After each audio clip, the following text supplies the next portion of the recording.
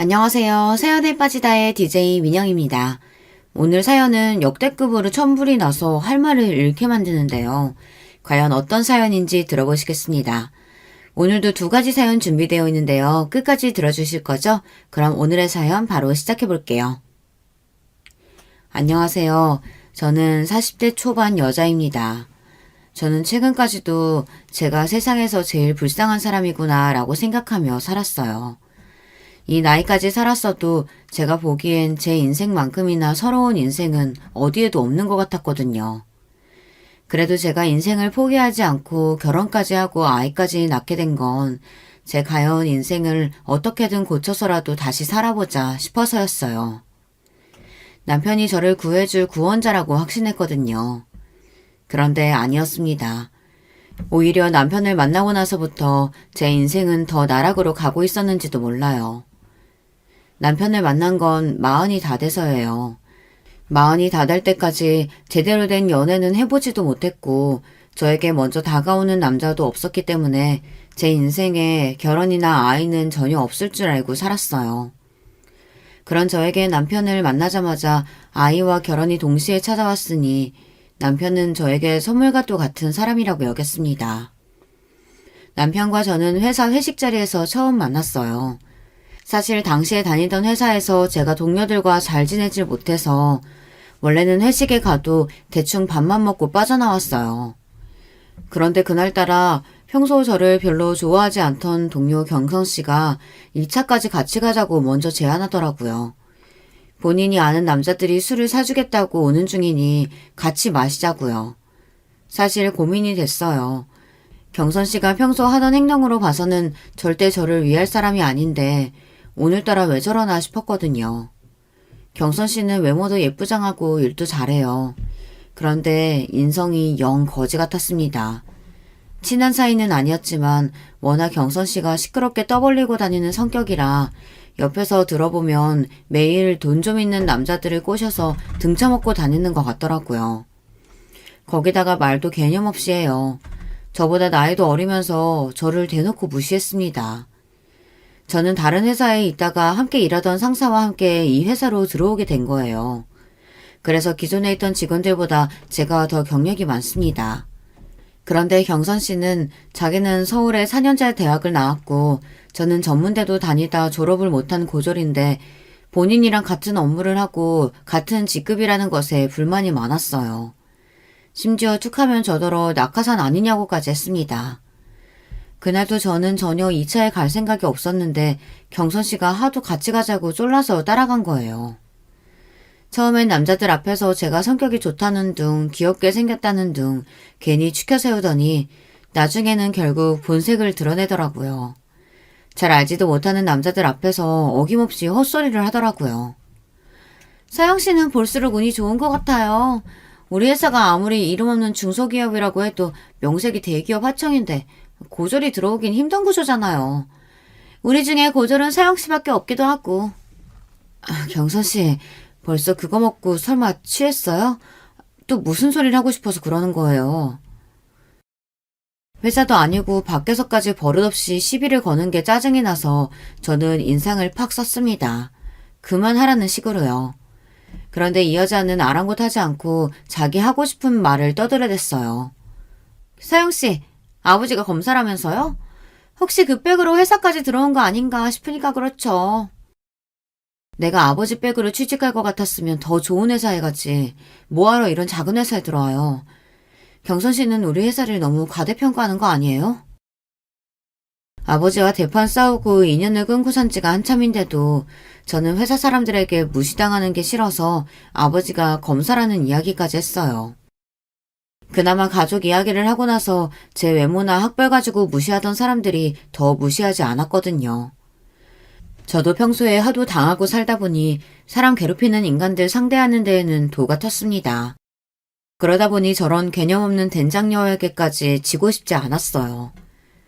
그런데 인생이란 게 한치 앞을 모릅니다. 제가 그렇게나 싫어하던 경선 씨가 아니었다면 남편을 만나지 못했을 거예요. 바로 그 개념 없는 경선 씨가 제 동서가 됐거든요. 남편이 경선 씨 대학 선배였어요.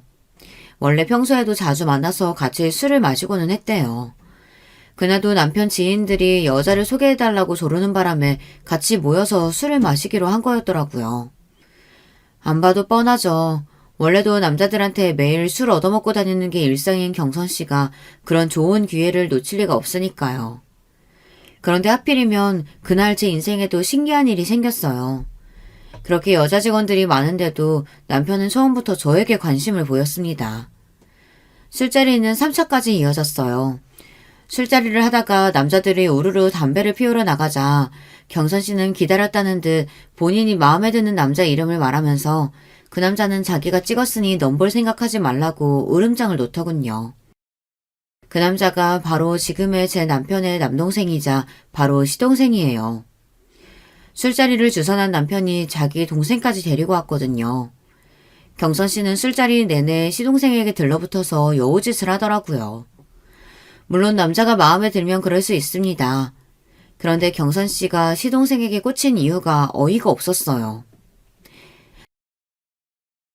저 선배 학교 다니는 내내 공부도 못하고 거지같이 다니길래 전혀 몰랐었는데 글쎄 알고 보니까 집도 좀 살고 저 동생은 대기업 다닌다지 뭐예요? 저 동생 인물은 좀 없고 멍청해 보이긴 해도 대기업이면 좀 만나보는 것도 나쁘지 않겠죠?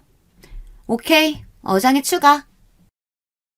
경선 씨가 진짜 개념 없는 거야 알고는 있었지만 남자들이 자리를 비우자 남자들 외모 평가는 물론이고 직장까지 운운하며 평가를 해대더군요. 마치 본인이 뭐라도 되는 것처럼요.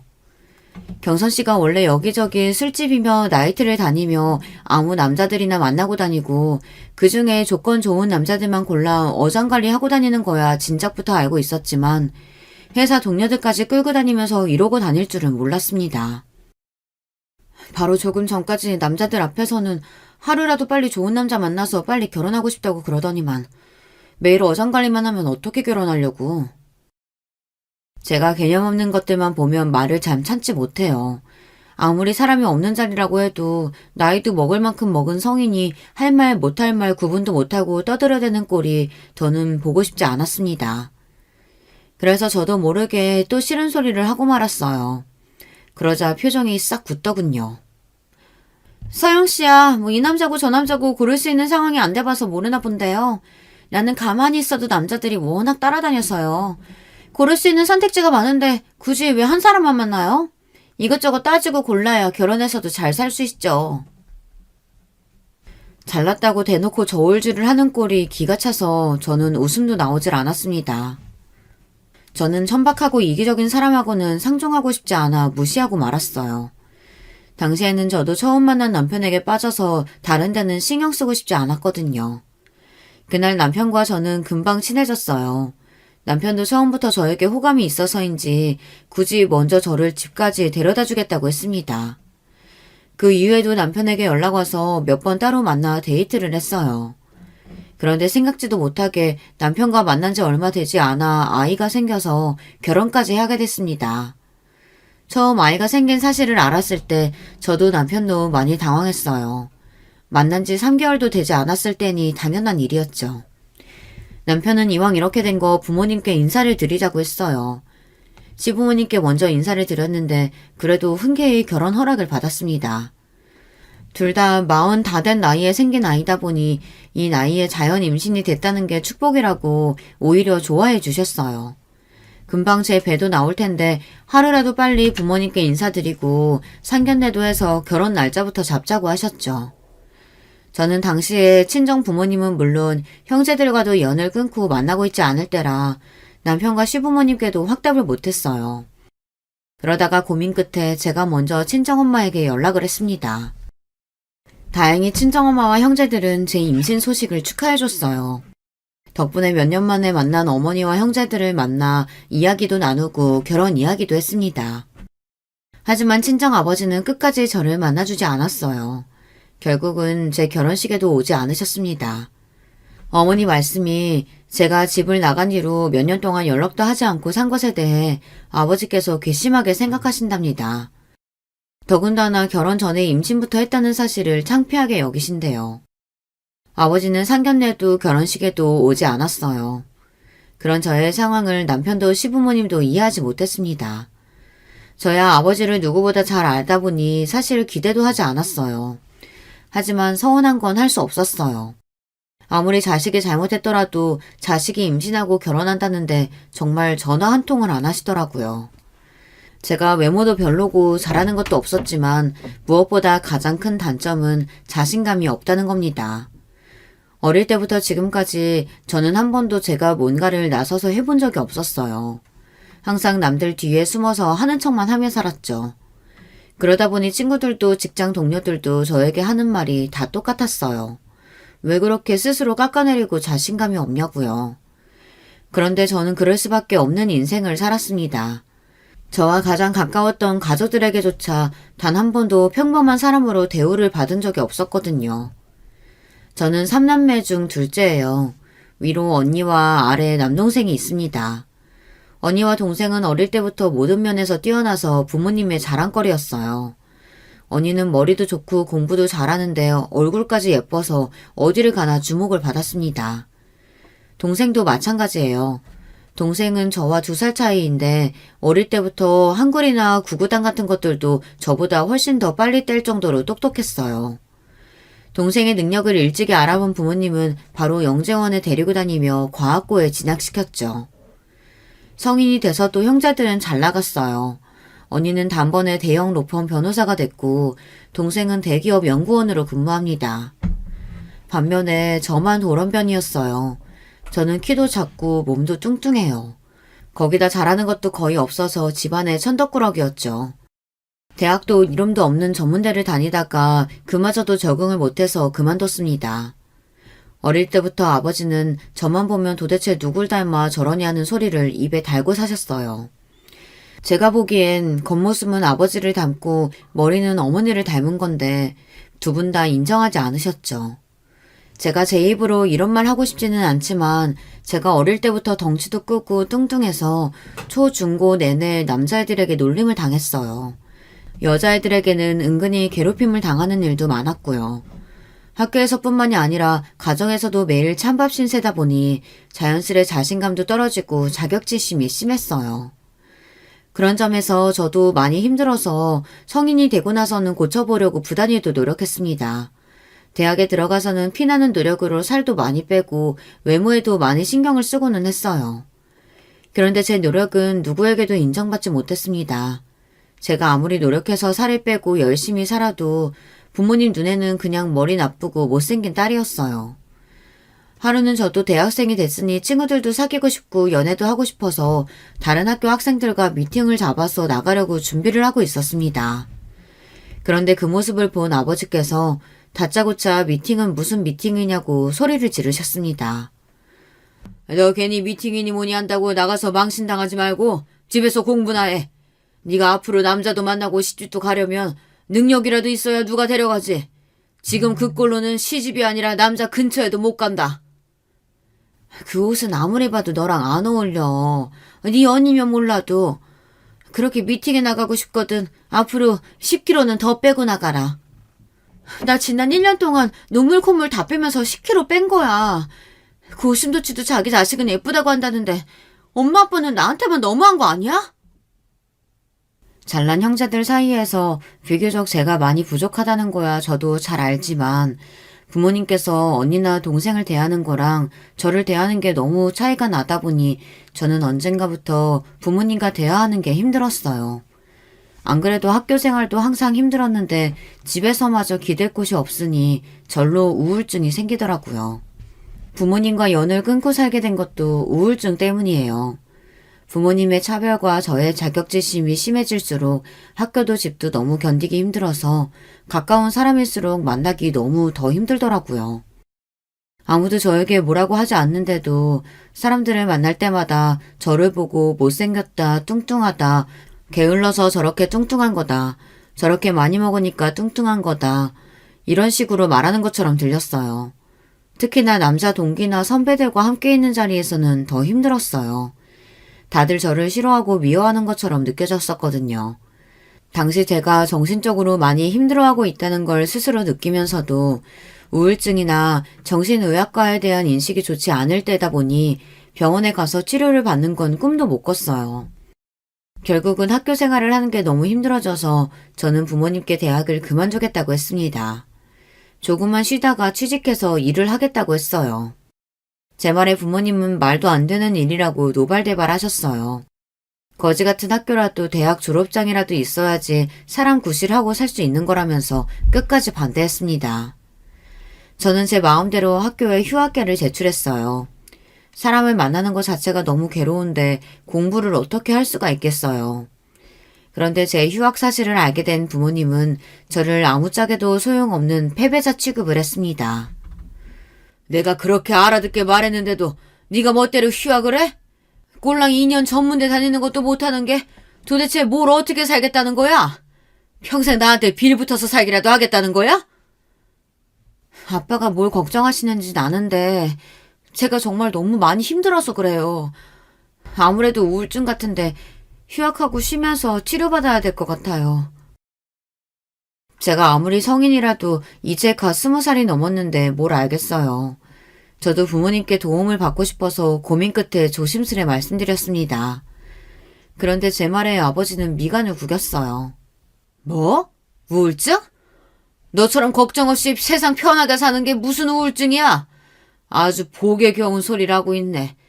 괜히 공부하기 싫다고 나약한 소리 말고 당장 내일 가서 휴학 안 한다고 다시 이야기하고 와. 안 그러면 이 집에서도 당장 쫓아낼 테니까 그런 줄 알아.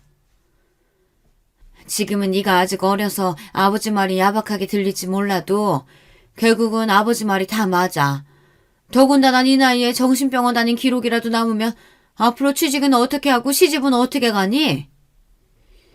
부모님 말씀에 저는 너무 서러워서 눈물이 왈칵 쏟아졌어요. 그리고 지난날 있었던 일들이 파노라마처럼 지나가면서 서러움이 몰려왔습니다. 아빠, 엄마가 나에 대해서 뭘 한다고 그래? 나 초중고 내내 애들한테 매일 놀림당하고 따돌림 당했어. 그동안 내가 혼자 얼마나 힘들었는지 알아요? 네가 따돌림 당한 게 우리 탓이라는 거야, 뭐야? 그러게 진작에 살도 좀 빼고 공부도 하지 그랬어. 네 언니랑 동생 좀 봐라. 예쁘고 뭐든 잘하니까 친구들이 알아서 따르고 학교 생활도 잘만 하잖아. 으이그, 도대체 누굴 닮아서 저렇게 한심한 소리만 해대는지. 그날 저는 태어나 처음으로 제가 부모님의 딸이라는 사실이 너무 싫었어요. 그리고 마음을 굳게 먹었습니다. 무슨 짓을 해서든 이 집을 떠나겠다고요. 저는 마음먹은 대로 해냈습니다. 휴학하자마자 악착같이 일자리를 구했어요. 그리고 1년 동안 월급을 차곡차곡 모아 집을 나왔습니다. 고작 보증금 2,000짜리 반지하 월세였지만 제가 스스로 해냈다는 것이 기뻤어요. 그리고 저는 집을 나온 이후 서서히 부모님과 거리를 두기 시작했어요. 그리고는 몇 년 뒤 아예 인연을 끊어버렸습니다. 물론 부모님이 보고 싶고 그리웠던 적도 있었어요. 하지만 저를 위해서라면 그 편이 더 나을 거라고 여겼습니다. 집을 나와 살면서 가장 먼저 한 건 정신의학과에 다니기 시작한 거예요. 아마 부모님과 살았다면 절대 못했을 일이었죠. 당시에 제가 다녔던 직장은 유명하고 큰 회사는 아니었지만 가족 같은 분위기였어요. 저의 진짜 가족과는 전혀 다른 분위기였죠. 제가 우울증이 있다는 사실을 알고도 저를 위해 많이 배려해줬어요. 사장님께서는 제가 살을 빼려고 다이어트를 한다는 사실을 아시고는 직원 복지로 헬스장 회원권까지 지원해 주셨습니다. 집을 나오고 학교를 그만둔 정도로도 저에게는 많은 변화가 일어났어요. 누구도 저를 무시하지 않았어요. 형제들과 차별하는 부모님도 없으니 저는 자연스레 우울증도 좋아졌습니다. 나중에는 약을 끊을 정도로 많이 좋아졌죠.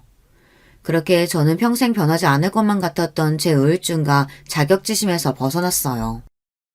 그런 제가 부모님께 먼저 연락해서 결혼한다고 말하기까지 얼마나 힘들었을지는 아무도 모릅니다. 저는 최대한 그 순간만은 피할 수 있다면 피하고 싶었어요. 혹시나 부모님을 다시 만나게 되면 제가 다시 예전의 저로 돌아가기라도 할까 봐서요. 제가 어떤 마음으로 연락했는지 알 리 없는 아버지는 상견례에도 결혼식에도 오지 않았어요. 저는 마음이 좋지는 않았지만 애써 담담하게 결혼식을 올렸습니다. 아이가 생겨서 갑작스레 한 결혼이었지만 저는 누구보다 행복하게 살고 싶었어요. 사실 저는 남편에 대해 아는 게 별로 없었어요. 연애라고 해봤자 3개월 정도밖에 하지 못하고 아이가 생겨서 결혼했으니까요. 저는 다른 건 몰라도 남편이 좋은 사람이라고 생각했어요.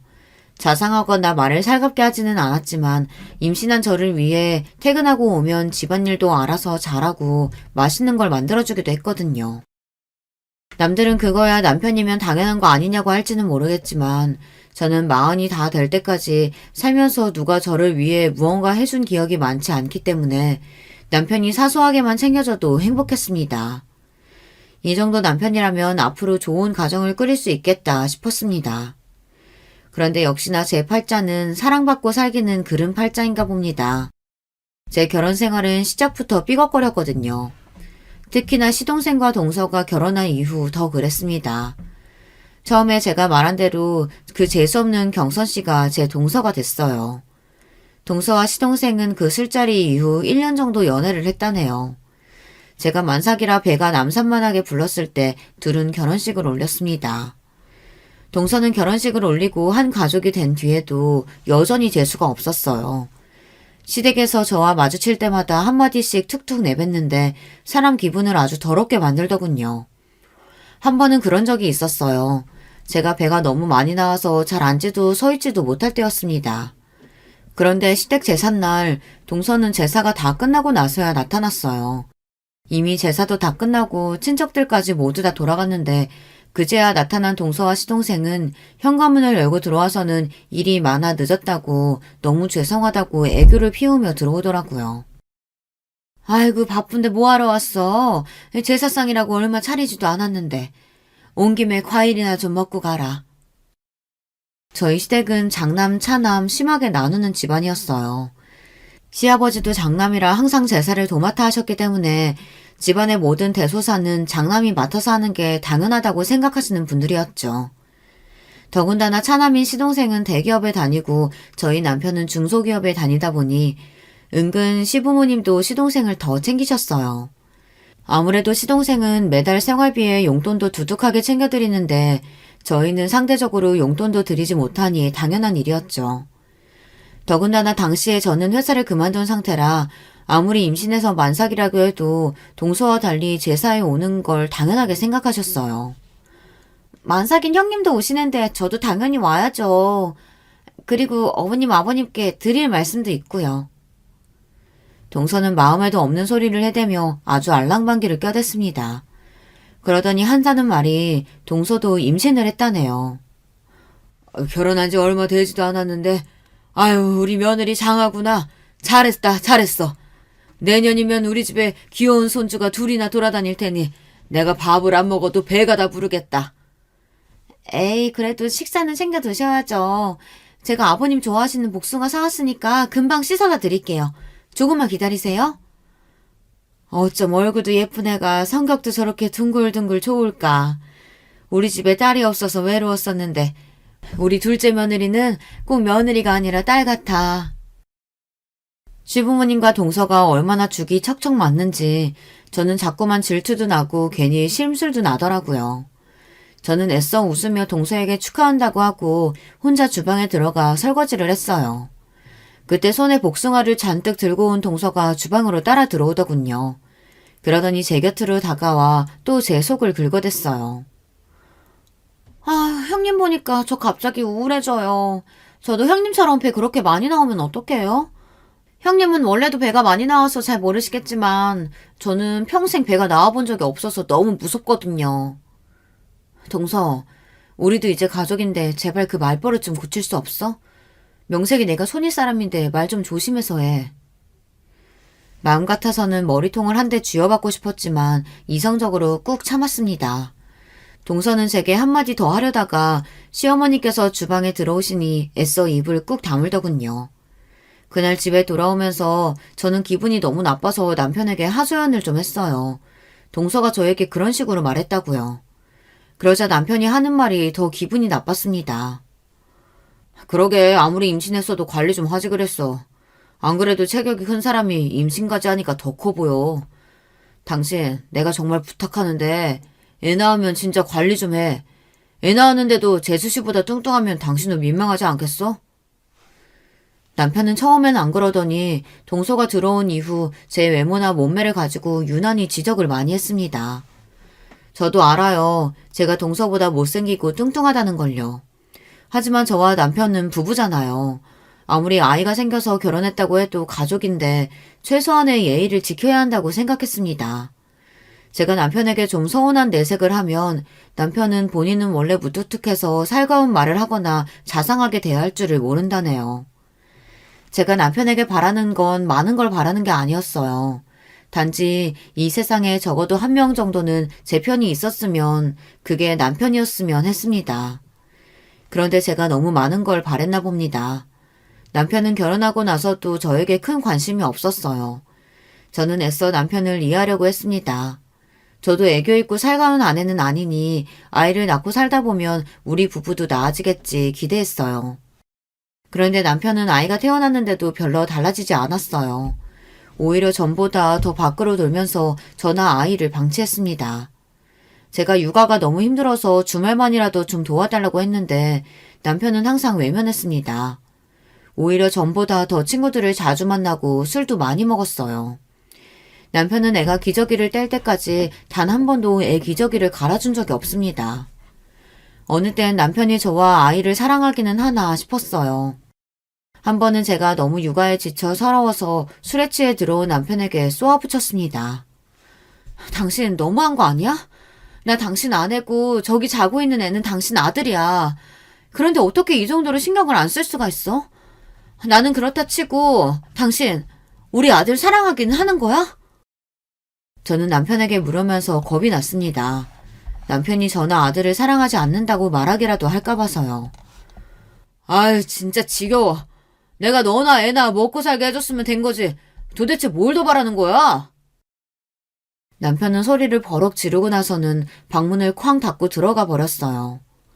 그리고는 평소처럼 저와 아들에게 무신경한 채 지냈습니다. 그 순간 알겠더라고요. 남편이 저를 사랑해서 결혼하지 않았다는 걸요. 제가 걱정했던 대로 남편은 아이가 생겨서 할 수 없이 한 결혼이었어요. 차라리 그렇게 생각하고 나니 마음이 편하더군요. 저는 그날 이후 일절 남편에게 도와달라고 하지 않았습니다. 이제와 결혼을 물을 수도 없으니 아이를 키우는 동안은 그냥 이렇게 지내는 수밖에 없겠다 생각했죠. 그렇게 시간이 지나 아이도 어린이집에 다닐 정도로 자랐어요. 저와 남편은 여전히 대면대면하게 남보다 못한 사이로 살고 있었습니다. 그러던 어느 날이었어요. 그날도 어김없이 남편은 새벽이 되어야 집에 들어왔어요. 그런데 남편이 그날은 평소와 좀 다르더군요. 뚜렷한 증거는 없었지만 분명 남편은 이상했습니다. 회식하고 왔다는 사람한테 술 냄새는 하나도 안 나고 여자 냄새가 났어요. 왜 여자들은 알잖아요. 밖에서 일하고 들어온 남편한테 나는 꼬릿한 냄새요.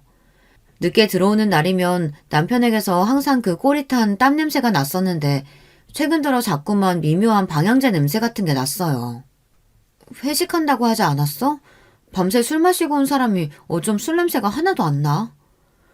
요즘 식당엔 옷에 뿌리라고 방향제 다 비치되어 있는 거 몰라?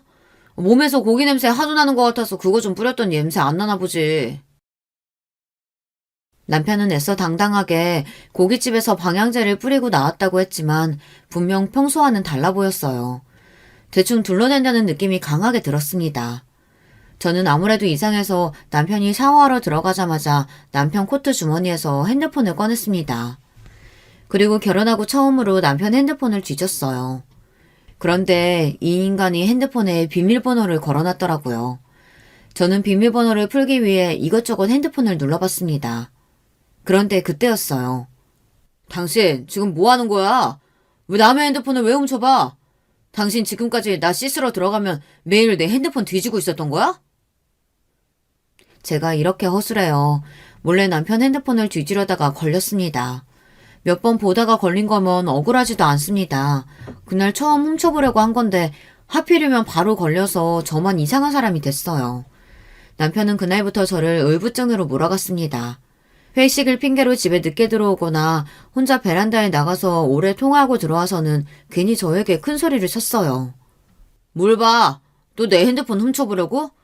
당신 이 정도면 진짜 병이다 병. 내가 숨 막혀서 당신이랑 살겠니? 제가 아무 말도 하지 않았는데 괜히 큰 소리치는 남편이 저는 더 의심스러웠습니다. 분명 여자가 있는 게 분명한데 저렇게 뻔뻔하게 구니 저도 더는 가만히 있을 수 없었어요. 결국은 저는 남편을 미행하기로 했습니다. 그날은 토요일이었어요. 남편이 회사 상사와 골프를 치러 가야 한다고 골프 가방을 챙기더군요. 저는 아이 밥을 먹이는 척하며 남편에게서 눈을 떼지 않았습니다. 그리고 남편에게 오늘은 아이 친구네 가서 저도 놀다 올 거라고 집에 없을 거라고 했어요. 그런데도 남편은 도대체 정신이 어디에 가 있는지 제 말에 대꾸도 안 하더군요. 그러더니 아이에게 인사도 안 하고 골프 가방만 가지고 나가버렸어요. 정말 남편 하는 꼴을 보면 지금이라도 당장 헤어지고 싶었습니다. 저는 그렇다 치더라도 아이는 자기 핏줄이잖아요. 그런데도 애한테조차 관심이 없는 모습에 정이 뚝 떨어졌어요. 저는 속상한 마음도 잠시 곧바로 아이를 동네 아는 엄마에게 맡기고 곧장 남편의 뒤를 밟았습니다. 이날을 위해 제가 렌트카까지 빌렸다니까요. 그런데 생각지도 못한 일이 벌어졌어요. 남편 차가 집을 빠져나와 익숙한 동네로 들어서더니 시동생 네 아파트 단지로 들어가더군요.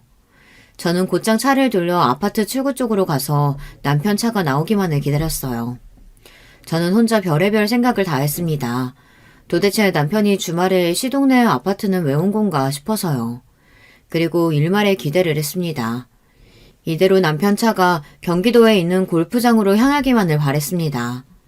그런데 남편의 차는 괜히 동네를 몇 바퀴 더 돌았어요. 그러더니 차차 본색을 드러내더군요. 대낮부터 모텔이 즐비한 모텔촌으로 차를 옮겼어요. 저는 남편의 차를 뒤쫓을수록 더 의문만 생겼습니다. 집을 나와 들린 곳이라고는 시동생네 집밖에 없는데 뜬금없이 모텔이라뇨. 그 순간 제 머리에 번뜩이는 생각이 들었습니다. 옳거니 상간녀년이 먼저 모텔에서 기다리는가 보다 싶었죠. 역시나 제 예상이 맞았습니다. 남편은 모텔에 가 근처를 빙빙 돌더니만 결국은 모텔 주차장으로 들어갔어요.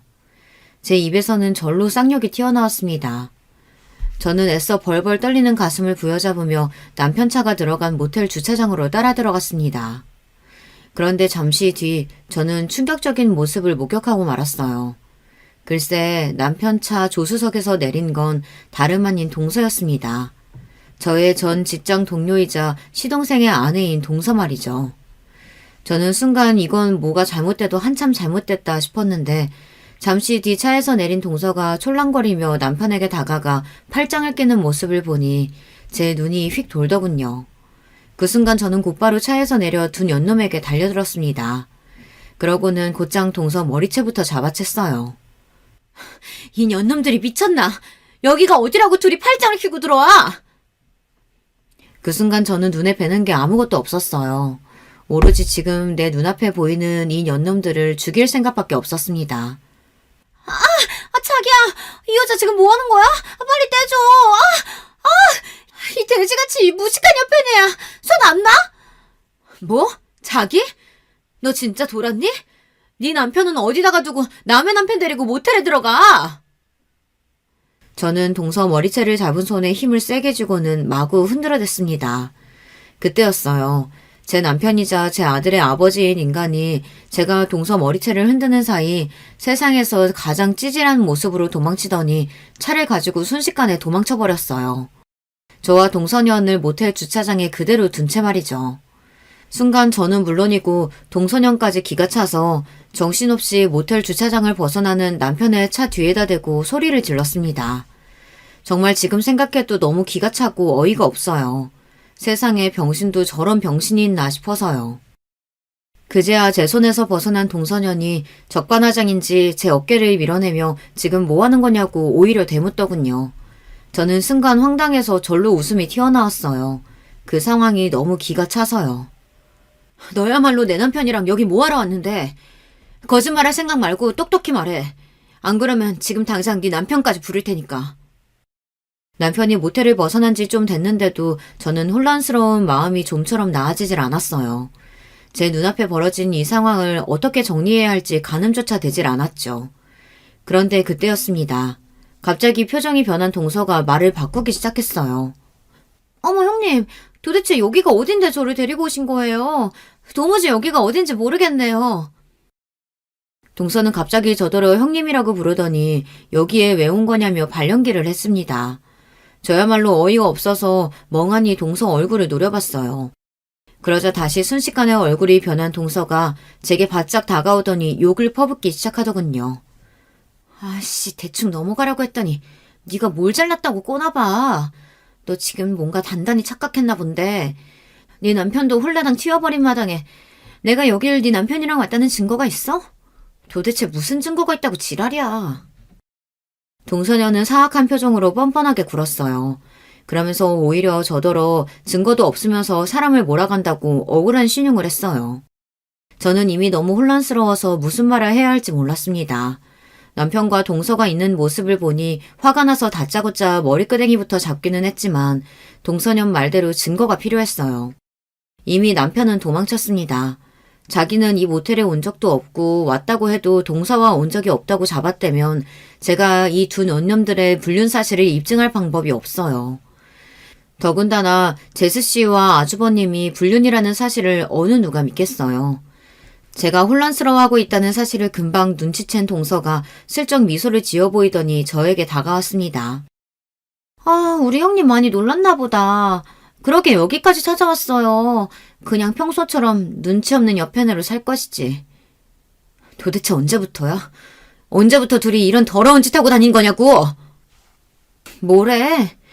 내가 형님 이렇게 불러주고 용석이 오빠랑 애 좀 낳고 몇 년 살았다고 형님이 진짜 용석이 오빠 마누라라도 되는 줄 알아? 오빠는 형님 좋아한 적 없어요. 나 질투하게 하려고 하다가 실수로 애 생겨서 어쩔 수 없이 형님이랑 결혼한 거라고요. 순간 저는 제 두 귀를 의심했습니다. 재수없는 상간녀년이 일부러 저를 도발하려고 하는 소리라고밖에 생각할 수 없었죠. 그때 술자리에서 용석이 오빠가 정말 형님이 마음에 들어서 집까지 데려다 주겠다고 따라간 줄 아는 거예요?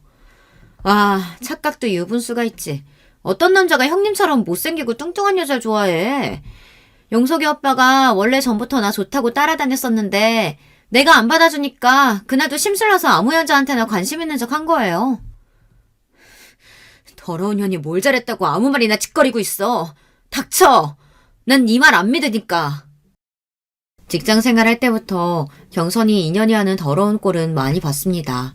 인연 입에서 나오는 소리가 사실일 리 없어요.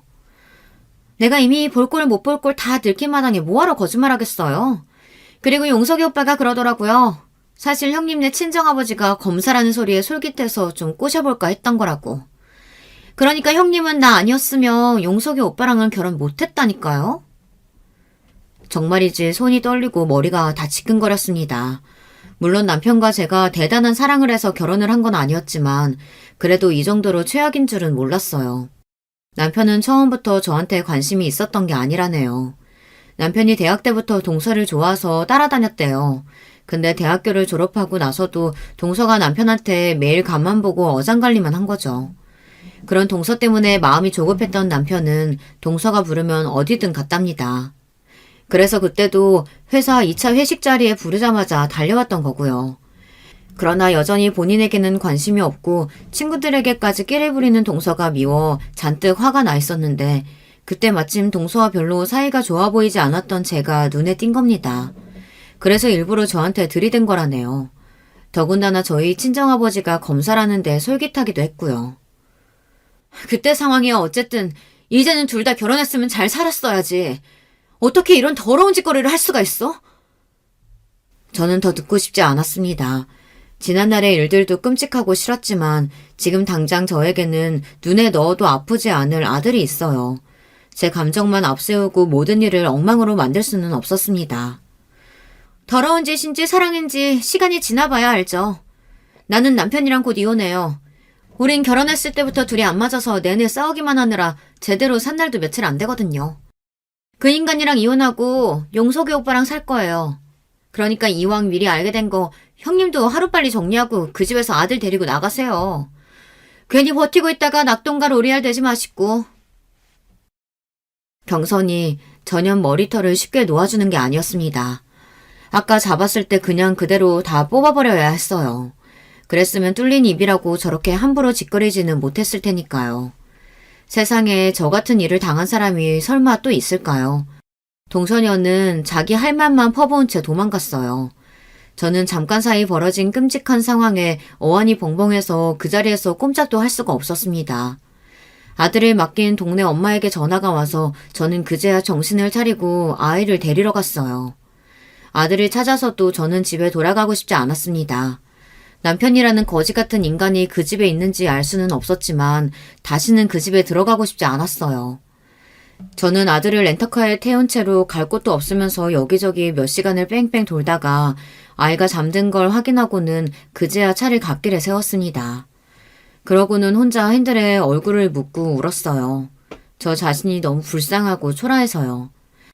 그리고 차라리 남편 뒤를 미행하지 말걸, 이런 멍청한 생각까지 들었습니다. 남편과 동서의 사이를 모른 채 살았다면 오히려 이렇게 가슴이 아프지는 않았을 테니까요. 드디어 내 인생이 바닥을 쳤다 싶었던 바로 그 순간 왜인지 아버지의 얼굴이 떠올랐습니다. 제가 아는 사람 중 세상에서 제일 똑똑한 사람이 바로 아버지였으니까요. 저는 10년 만에 무슨 용기가 났는지 곧바로 아버지에게 전화를 걸었습니다. 그리고 잠시 뒤 믿기지 않는 일이 벌어졌어요. 10년 만에 아버지께서 제 전화를 받았습니다. 저는 아버지에게 무슨 말이라도 해야 할 것 같았지만 할 말은 아무것도 떠오르지 않고 눈물만 자꾸만 차올랐습니다. 아빠, 제발 전화 끊지 마세요. 사실 나 지금 죽고 싶을 만큼 힘들어서, 정말 너무 힘들어서 아빠한테 전화한 거예요. 제발 나 좀 도와줘요. 정말 이러다가 죽어버릴지도 모르겠다 싶은 마음이 드니 저도 모르게 울분이 차올라 애원하던 말이 튀어나오더군요. 아버지는 그제야 무슨 일이냐고, 결혼해서 잘 사는 거 아니냐고 물었습니다. 저는 10년 만에 듣게 된 아버지의 목소리에 순간 너무 서러워서 아이처럼 펑펑 울며 두서없이 제게 일어난 일들을 이야기했어요. 그리고 잠시 뒤 아버지는 저와 아들을 데리러 와주셨어요. 저는 그 길로 아버지를 따라 친정에 갔습니다. 지금부터 아버지 말 잘 들어. 아버지, 바로 몇 년 전에 부장 검사로 퇴직한 거 알지? 더군다나 네 언니는 대한민국에서 제일 유명한 로펌 변호사야. 아버지가 다 알아서 해결할 테니까 너는 아버지가 시키는 대로만 해. 그 순간부터 저는 아버지의 말대로 하기로 했습니다. 제가 아들을 데리고 나왔는데도 남편은 며칠 동안 아예 연락이 없었어요. 인간이 맞나 싶더군요. 본인이 저에게 저지른 짓이 있는데 연락조차 하지 않는다는 게 더 끔찍하게 싫었어요. 어쩌면 남편은 제가 그대로 영영 사라져주길 바랬는지도 몰라요. 그로부터 딱 일주일이 지난 뒤 남편에게 연락이 오더군요. 딱 제가 준비한 고소장이 도착했을 거예요. 야비한 인간은 역시 달랐습니다. 아내랑 아이가 하루아침에 사라졌는데 전화도 한 통 없더니만 고소장을 받고 나서야 저에게 전화를 한 거죠. 저는 남편의 전화를 일절 받지 않았습니다. 그리고 며칠 뒤 시댁 제사에 참석했어요. 시댁은 1년에 명절 포함 4번 정도 제사가 있거든요. 그날만큼은 시아버지가 장남이시라 시아버지 형제분들이 다 시댁에 모여요. 저와 지난 한 달 동안 연락이 안 됐으니 남편과 시댁 식구들은 저를 보자마자 다들 놀란 눈을 했습니다. 남편과 동서는 저를 보자마자 할 말이 많은지 어떻게든 말할 기회를 엿보고 있었지만 저는 그런 남편과 동서의 시선을 무시했어요. 이런 상황을 알 리 없는 시어머니는 저에게 어쩜 한 달 동안이나 연락도 안 하냐고 볼멘 소리를 했어요. 역시나 예상대로 남편은 제가 집에 안 들어가고 있다는 이야기도 아직 안 했나 보더라고요. 거기다가 가소로운 동서녀는 저를 보자마자 아무 일 없었다는 듯 웃었어요. 그러고는 한다는 소리가 기가 막혔습니다. 어머님, 부부싸움 안 하는 부부가 어디 있어요. 형님이랑 아주버님도 좀 다투셨나 보죠. 저는 이해해요, 형님. 뻔뻔한 것도 능력이라면 능력이에요. 제가 보낸 고소장을 분명히 받았을 텐데 저렇게 태연하게 굴더라고요. 저는 그런 동서가 안 입고 와서 저도 똑같이 깔깔 소리 내며 웃어줬어요. 그치? 동서야말로 나를 제일 잘 이해하겠지. 아참, 그래서 동서는 서방님이랑 언제 이혼하는데? 저는 동서에게 언제 이혼할 거냐고 대놓고 물었습니다. 그러자 동서 얼굴이 금방이라도 터질 것처럼 빨개지더군요. 그리고 제사상을 준비하던 시댁의 다른 식구들마저 모두 거실로 나왔어요. 그러자 동서는 물론이고 시부모님까지 당황해 저에게 무슨 소리를 하는 거냐고 화를 내시더군요. 어머, 이 형님이 지금 무슨 소리를 하는 거야? 무슨 말은 무슨 말이야. 동서가 그날 분명히 모텔 앞에서 그랬잖아. 서방님이랑 이혼할 거라고. 태연하게 뱉어낸 제 말에 시부모님이며 남편까지 깜짝 놀라더군요. 그리고 다른 식구들은 쑥덕거리기 시작했어요. 그 모습에 시부모님은 미간을 잔뜩 꾸기며 동서에게 모텔은 뭐고 이혼은 또 무슨 소리냐고 물었어요. 동서, 어머님 아버님께 말씀드리기 어려울까봐 내가 따로 싹 준비해서 가져왔어. 여러분, 이것 좀 보세요. 이게 다 이 두 사람의 불륜 증거예요. 저는 미리 준비해온 불륜 증거 자료들을 가방에서 꺼내 던졌습니다. 그러자 제 눈치만 슬슬 살피고 있던 남편이 불이 났게 달려와 바닥에 떨어진 사진과 자료들을 헐레벌떡 줍더군요. 그 꼴이 아주 우스웠어요. 멍청한인가. 내가 설마 이것만 가져왔겠어? 여기 또 있지. 저는 잔뜩 복사해온 서류들을 아예 방 안 가득 던졌습니다. 저는 지난 한 달 동안 아버지와 언니와 함께 쉬지 않고 남편과 동서의 불륜 증거만 찾았습니다. 찾다 보니 더 어이가 없더군요. 이렇게 증거가 차고 넘치는데 어떻게 지금까지 몰랐을까 싶어서요. 아버지와 함께 일했던 검사들과 검사원들, 거기다가 언니 로펌 직원들까지 물심양면으로 도와줬어요. 지난 반년 동안 남편과 동서의 카드 내역, 블랙박스 기록만 따서 CCTV를 뒤진 정도만으로도 증거가 충분했습니다. 더러운 연놈들이 일주일에 서너 번씩이나 만났더라고요. 너희 사람 잘못 건드렸어. 너희들 덕분에 우리나라 최고 검사들이랑 변호사들이 다 힘을 합쳤으니까. 바닥에 떨어진 자료들을 확인한 가족들은 경악을 금치 못했습니다. 그럴만했죠. 세상에 아주버님과 재수씨 간의 불륜이라니요. 이건 사람과 전쟁에서도 나올까 말까한 막장 중에 개 막장이었어요. 여보, 그만해. 우리 아들도 생각해야지. 수근거리는 가족들 사이로 제게 다가온 남편이 귀에 대고 조용히 속삭이더군요. 이제와 저더러 우리 아들 생각을 하라네요. 양아치 같은 인간이 그제야 아들 생각이 나나보더군요. 개 같은 새끼. 바람 피울 때는 네 새끼 생각은 눈꼽만큼도 안 하더니만 이제 와서 뭐? 아들을 생각해? 웃기는 소리 하고 있네. 나한테 절대 합의는 없으니까 그런 줄 알아. 인연이 감히 내 인상에 똥을 뿌려?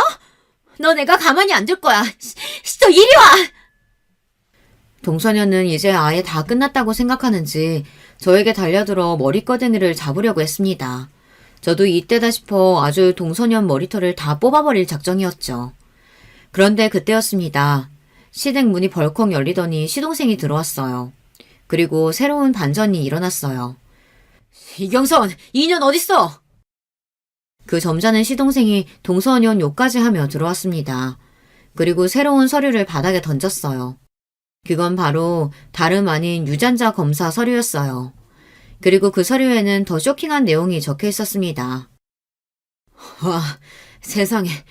어떻게 너 같은 년을 만나서 형수한테 듣고 수진이가 내 딸이 아닐 수도 있겠다 생각했었는데 내 딸이 아니더라. 거기다가 형 애도 아니고. 도대체 수진이는 누구예요?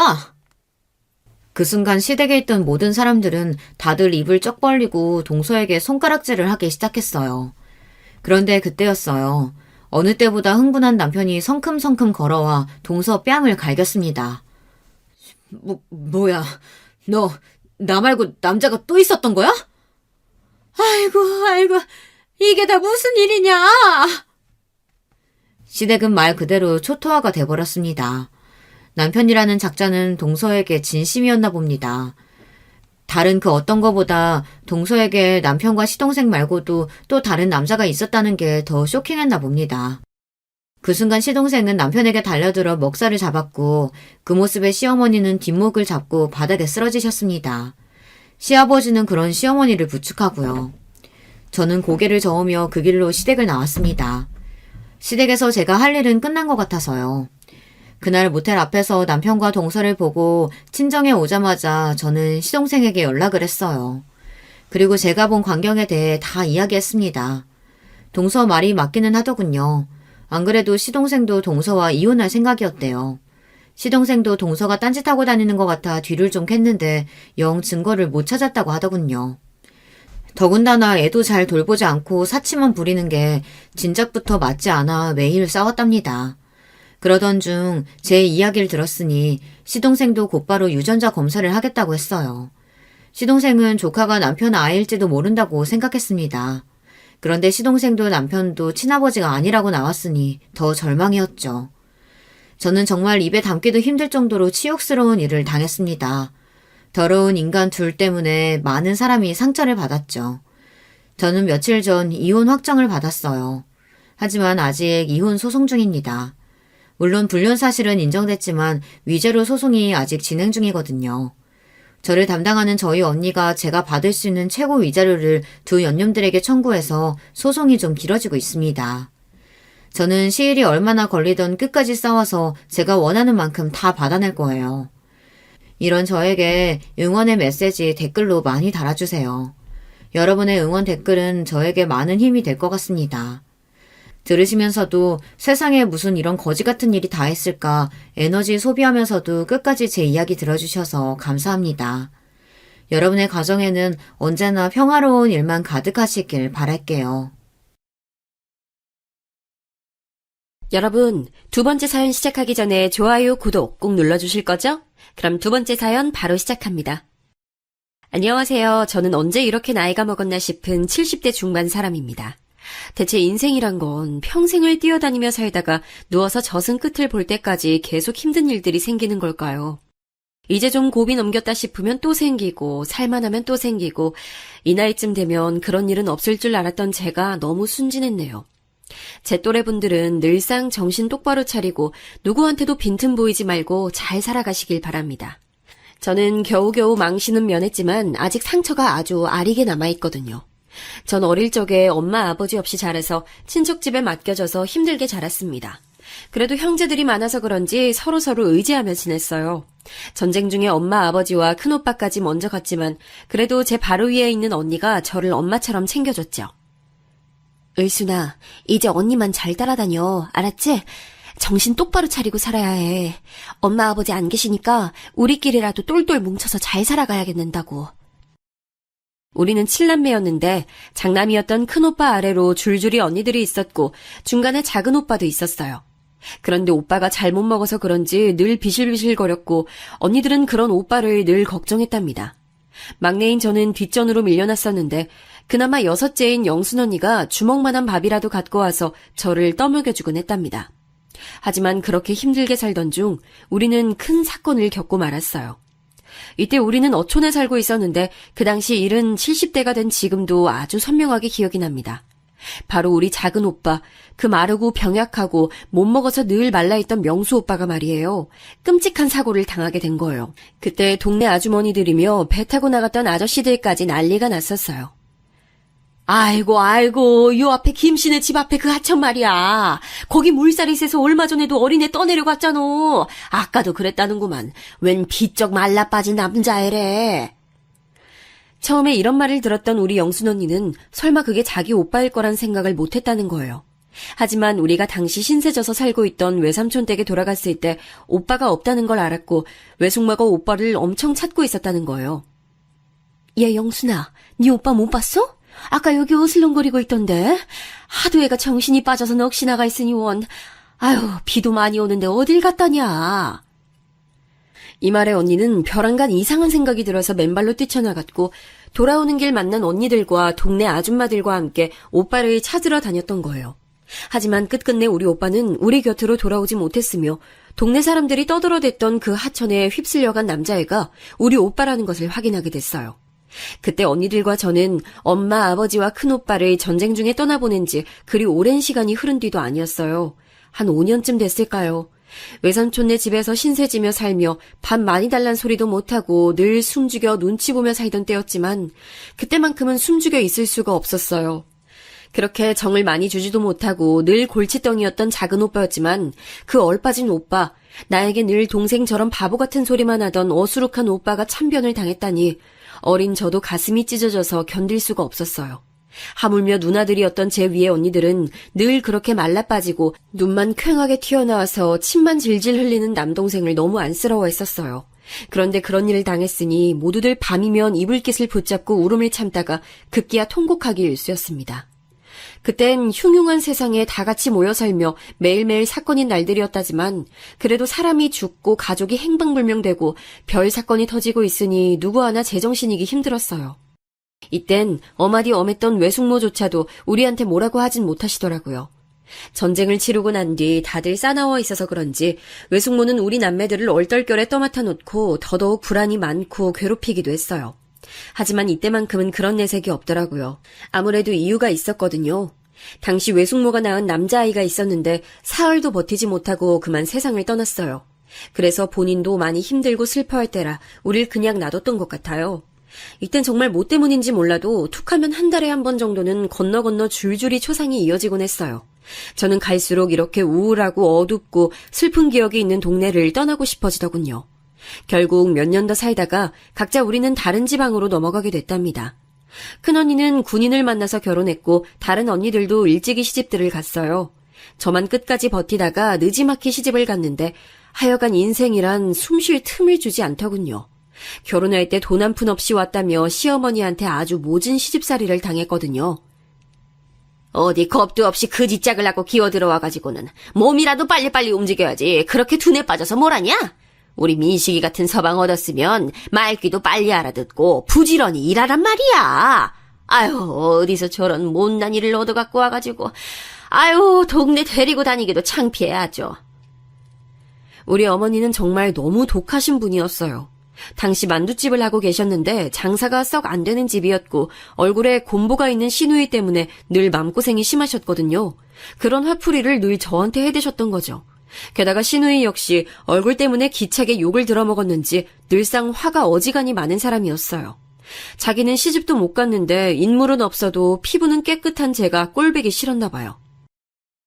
새언니는 몸이 그렇게 둔에 빠져서 어떡해요? 그럼 만두라도 잘 빚던가. 아, 맨날 그 모양으로 만들 거면 나가서 만두라도 부지런히 팔아요. 그러니 우리 엄마가 언니를 싫어하지. 조만간 우리 오빠도 언니 버리면 어쩌려고 그래요? 우리 오빠 얼마든지 세상가 갈 수 있는 사람이에요. 정신 똑바로 차려요, 네? 맨날 저에게 독한 말을 퍼부어대던 시누이는 나중에 용케도 동네 아저씨가 소개를 시켜줘서 시집을 갔어요. 하도 구박을 받았던 제가 애를 늦게 가졌는데 때마침 시누이도 비슷한 때에 시집을 가서 바로 애를 가졌어요. 둘이 비슷한 때에 아기를 낳게 됐고요. 이때도 어머니는 무지막지한 차별을 하시며 본인 아들을 옆에 앉혀두고도 제게 막말을 퍼부으셨어요. 우리 명자는 애 놓느라 아주 고생했는데 내가 가서 챙겨주지도 못하니까 돈도 좀 주고 뭐 좀 갖다 줘야겠다. 애미 너는 얼른 애 업고 나와서 솥도 찌고 팔고 부지런히 움직여. 네 서방 등골만 맨날 그렇게 파먹고 빈대처럼 기생하면서 사는 거 아니야. 옛날 여자들은 너같이 안 살았어. 너처럼 서방 덕에 호강하는 애가 어딨냐? 이처럼 비슷한 시기에 애를 낳고 둘 다 얼굴이 뽀얘져서 팡팡 부어있는 산모들을 둘을 나누고 어머니는 본인 딸에게는 그렇게 좋은 거 갖다 먹이겠다고 애를 썼어요. 저는 늘 만두 부스럭이나 주워 먹게 놔두고 만두국 끓여 먹는 것도 낭비라면서 엄청 타박을 했습니다. 저도 사람인지라 이런 생활을 평생 할 엄두는 안 나더군요. 툭하면 손찌검에 대고 막말을 해대던 남편이었지만 저도 무슨 정신이었는지 한번 큰 다짐을 하고 말을 꺼냈어요. 남편은 적잖이 놀라더니 의외로 그렇게 하겠다고 하더라고요. 나 어머니랑 맨날 이 좁은 가게 뒷방에서 같이 살고 있다 보니 정말 미칠 것 같아요. 이대로면 언제고 우리 애들 데리고 도망갈지도 몰라요. 당신이 잘 생각해봐요. 코딱지만한 집이라도 얻어서 따로 나가서 좀 삽시다. 네? 알겠어. 내가 어머니랑 한번 상의해 볼게. 아무래도 남편은 이때 자기도 저에게 미안해서 허락을 해줬을지도 모르겠어요. 제가 둘째 아들을 낳은 지 얼마 안 돼요. 남편이 다방아가씨랑 놀아났다는 사실을 저에게 걸렸었거든요. 우여곡절 끝에 코딱지만한 집으로 옮겨 살게 됐지만 그 뒤로 저는 애들을 업고 부지런히 식당 일도 했었고요. 애들 키우는 내내 없이 살게 하지 않으려고 손에 닿는 대로 일을 했어요. 솔직히 껍데기만 같이 살고 있는 남편이라곤 하지만 아내로서 도리는 다하려고 노력했답니다. 새벽같이 저도 애들 챙겨서 일하러 나가면서도 남편 아침밥과 도시락을 싸줬으니까요. 그렇게 알토란같이 모은 돈들을 가지고 우리 영순 언니가 알려준 정보대로 집을 조금씩 늘려가기 시작했어요. 우리가 살던 집에 세를 줘서는 그 작달만한 집을 나누고 또 나누고 나눠서 대체 몇 명이 살았는지도 모르겠어요. 그렇게 조금씩 돈을 받고 늘리고 하다 보니 지방이라 그렇게 돈이 많이 안 붙긴 했지만 재산이 점점 늘어나더군요. 아마도 전 당시에 상당히 돈에 한이 맺혔던 것 같아요. 물론 돈이 다 해결해 줄 거란 생각은 하지 않았지만 돈이 생기니 저를 무시하던 이들도 함부로 칼자루를 휘두르지 못하더군요. 대표적으로 가장 태도가 변한 건 신우이였어요. 저기 세훈니, 그렇게 돈이 많다면서요? 오빠 얘기 들어보니까 언니가 아주 알짜배기 땅 부자라며. 에이, 그거 다 우리 오빠 돈으로 불리고 키운 거 아니에요? 우리 오빠 아니었으면 언니가 그렇게 돈 못 불렸지. 내가 이번에 우리 진수 호주 유학 보내려고 하는데 외숙모가 돼서 얼마 용돈 좀 보태줘봐요. 응? 아니, 제가 무슨 돈이 있다고 그래요, 아가씨? 네, 참. 아주 이런 시덥잖은 소리를 하고 있는 신우이가 너무 어이가 없었지만 사실 그쪽 조카 아이 자체는 매우 순하고 착했어요. 지 엄마가 얄미울 뿐 애는 잘못이 없고 착했기에 가는 길에 얼마 용돈을 쥐어주긴 했답니다. 하지만 제가 어느 정도 부를 좀 잃었다곤 하지만 여전히 자잘한 돈은 아껴 쓰고 규모 있게 살았어요. 솔직히 남편은 제가 이렇게 재산을 늘리고 모으기까지 도움이 된 건 전혀 없답니다. 신우이랑 싸우기 싫어 대꾸는 안 했지만 남편이 준 돈은 얼마 되지도 않았거든요. 병아리 눈물 같은 생활비를 줘놓고 밥을 어찌 차려라 하고 맨날 술고래가 돼가는 그 인간을 애들 아빠랍시고 그냥 참아줬고요. 제가 애들 업고 나가서 식당에서 번 돈 갖고 밤이고 낮이고 발 부르트게 돌아다니면서 땅을 봤었거든요. 그리하여 돈을 불린 거고 나이 먹으니 남편도 죽기 전까지 제 눈치를 봤답니다. 당신 덕에 내가 이만큼 살았지 뭐. 이 김민식이가 자네한테 신세를 많이 줬어. 그럼 그렇고 말고. 아무튼 그러다가 아들 둘을 각각 장가 보냈는데 하여간 이것도 기가 막힌 사연이라고 생각해요. 특히 큰 며느리 같은 경우는 우리 아들보다 1살 위였거든요. 키도 크고 체격도 있고 누가 봐도 누나 동생 같아 보이는 모양새라 전 썩 마음에 들지 않았어요. 그런데도 그렇게 우리 아들이 좋다고 쫓아다니고 결혼을 하겠다고 자기가 끌고 오다시피 한 거예요. 저 어머니, 저희 얼른 결혼 허락해주세요. 창민 씨도 저 없으면 못 살걸요? 일찍 결혼해서 애 낳고 어른들에게 효도하면 너무 좋잖아요. 네? 당시 전 마음의 준비가 안 돼 있어서 덜컥 아들을 보낼 생각은 없었지만 저렇게 하겠다고 우겨대니 어쩔 수 없이 결혼시켰습니다. 결혼 후에도 얘네들이 잘 지내는 것 같았고 사실 전 며느리랑 막 자주 보는 게 불편하더라고요. 다른 엄마들은 안 그러는 것 같은데 말이에요.